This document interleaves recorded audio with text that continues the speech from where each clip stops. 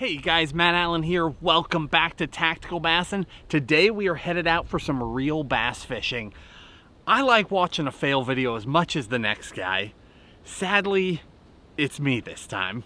We're gonna head out and watch a 10-pound bass come off at the rod tip, right at the boat. It happens. We'll check that out and then we'll circle back around. We're gonna talk about one of the most bizarre but effective ways to rig a jig as well.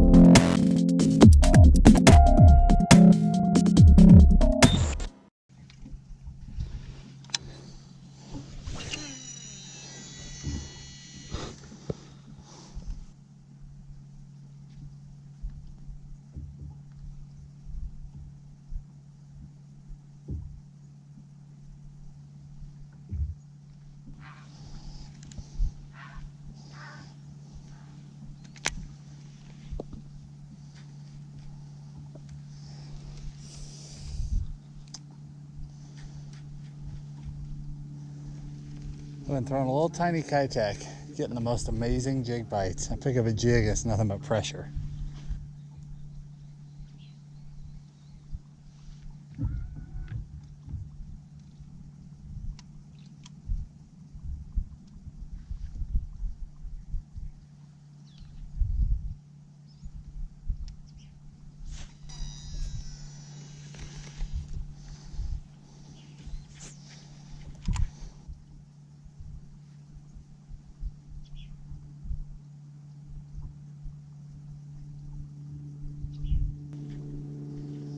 Good rock right there.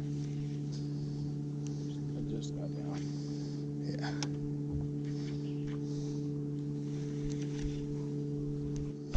Oh my gosh. Right, Did you see that bite? no. He was there, he loaded up. Huh. I got my jig bite. Got him. Whoa.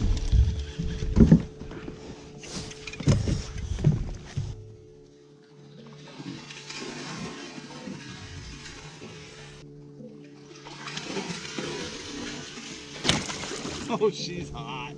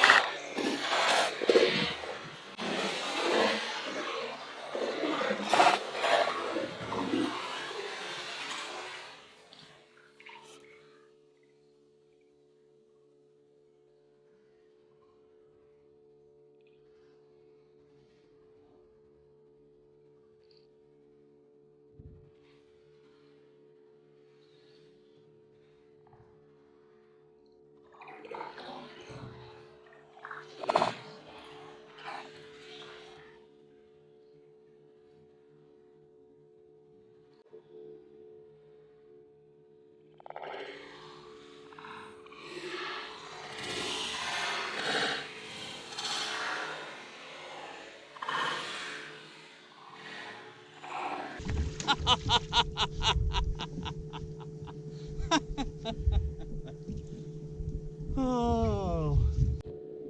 How big was that? Win some, you lose some. Was that a double? It's pretty big. Now, Tim and I have been blessed to catch a lot of big fish over the years. We've seen a lot of big fish. We've held a lot of big fish. So when you see that reaction, now you don't even know, 2 casts before this, I caught a fish almost 8 pounds on the same bait, same lineup, same everything. So when I hooked up again, we're thinking, oh, it's probably a good one. When that fish broke the surface, you guys saw both of our reactions. There was no question that was a giant. We're thinking that fish was between 10 and 11. I'm comfortable putting it right there. I don't think it was bigger than that, but it was definitely a fish of a lifetime. When you're targeting big fish, you put as many things in your favor as you can, but you can't get it right every time. This particular fish, call it bad luck. The way you want to hook a jig fish, right up through the roof of the mouth.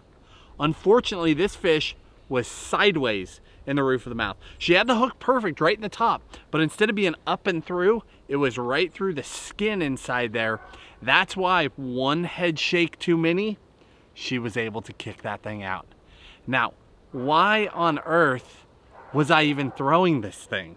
Let alone getting the opportunity to hook a fish like that. Well, we actually touched on this subject about a year ago in one of the senko rigging videos. We were talking about all the crazy ways you can rig a senko, and one of them was to throw it on the back of a jig.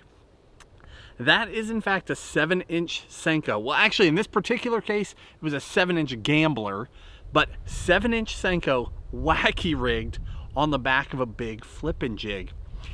It does a few different things because you can rig it both ways. Wacky rigged, straight tailed. You guys know shaky heads, Nico rigs, just straight Texas rigging a big worm. It works. It works incredibly well. Why wouldn't that work on the back of a jig? It would, obviously. It's just not something that we traditionally do. We think of a jig primarily as a crawdad thing, and that's what we do. We imitate a crawdad, put a creature bait on there, and it works, and we stick with it. But there are so many different ways to break the norm and to fool a fish that has seen everything already. This is one of those. Now on this particular day, I don't know what was wrong with these fish. We had to take it an entire step further. We were wacky rigging that thing on there. It would slow the fall to the bottom, but once it got down there, you've got a wacky rig senko. I don't know, they eat it. I'm not gonna defend whether or not that fish was intelligent or not. But it fooled her, she ate it. It's worth giving a try. It's a totally different look. It's not something that people do, and it does work. It was a bummer losing that fish, I'm not gonna lie, but you don't want to make a fool of yourself either. You don't have to go all crazy and break rods and throw things and ruin an entire day of fishing. We were blessed to have the opportunity to interact with a fish like that. It was awesome, and we almost had her. That's a good day. We'd already caught big fish, and we know if you just turn around and make another cast, what if it happens again? You just don't know. You gotta keep fishing. Pay attention to the details. Put as many of the things that you can control in your favor as you can. Be prepared. Check those lines. Check those hooks. Sharp, sharp hooks all the time. Never leave a nick in your line. But sometimes they're gonna get that hook in there sideways, and there's nothing you can do about it.